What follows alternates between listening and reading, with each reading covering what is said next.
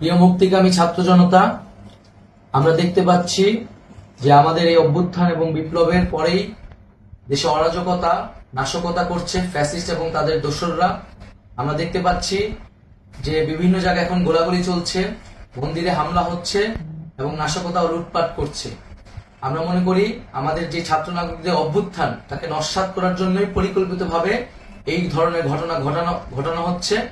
আমরা মুক্তিকামী ছাত্র জনতাকে সজাগ এবং সতর্ক থাকতে আহ্বান জানাচ্ছি এবং আমাদের যে অন্তর্বর্তীকালীন সরকার, আমরা সেই সরকারের যে প্রস্তাবনা 24 ঘন্টার সময় নিয়েছিলাম, জরুরি পরিস্থিতি মোতাবেক আমরা এখনই তার একটি রূপরেখা ঘোষণা করছি। আমরা সিদ্ধান্ত নিয়েছি যে সর্বজন গ্রহণযোগ্য আন্তর্জাতিক খ্যাতিসম্পন্ন নোবেল পুরস্কার বিজয়ী ডক্টর মোহাম্মদ ইউনূসকে প্রধান উপদেষ্টা করে অন্তর্বর্তীকালীন সরকার গঠন করা হবে এবং ডক্টর মোহাম্মদ ইউনূসের সাথেও আমাদের কথা হয়েছে। তিনি ছাত্র জনতার আহ্বানে বাংলাদেশকে রক্ষা করতে এই গুরু দায়িত্ব নিতে সম্মত হয়েছে। আমরা সকালের মধ্যেই আমরা এই সরকার গঠনের প্রক্রিয়া দেখতে চাই। রাষ্ট্রপতির কাছে আহ্বান থাকবে যে দ্রুত সময়ের মধ্যে ডক্টর মোহাম্মদ ইউনূসকে প্রধান উপদেষ্টা করে অন্তর্বর্তীকালীন সরকার গঠন করা হোক এবং এই অন্তর্বর্তীকালীন সরকারের বাকি সদস্যদের নামও আমরা সকালের মধ্যে ঘোষণা করব।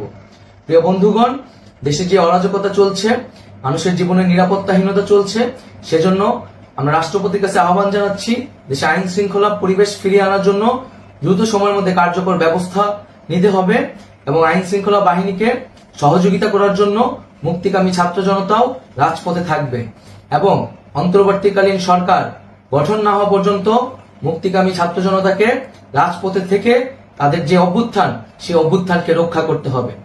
প্রিয় বন্ধুগণ, আমরা রক্ত দিয়েছি, শহীদ হয়েছি।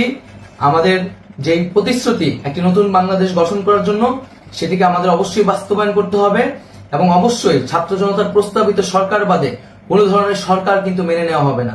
আমরা বলেছি কোন ধরনের সেনা শাসিত সরকার অথবা সেনা সমর্থিত সরকার অথবা এই ফ্যাসিস্টদের দোসরদের কোনো বি টিম সরকার কিন্তু আমরা মেনে নিব না। কোনো গণবিরোধী সরকারকে মেনে নেওয়া হবে না। ছাত্র জনতার অভ্যুত্থানকারী যে প্রস্তাবিত সরকার, অন্তর্বর্তীকালীন সরকার, যেটা আমরা সিদ্ধান্ত উপনীত হয়েছি ডক্টর মোহাম্মদ ইউনূসকে প্রধান উপদেষ্টা করে এই সরকার গঠন করা হবে, সেই সরকারকেই বাস্তবায়ন করতে হবে অবিলম্বে।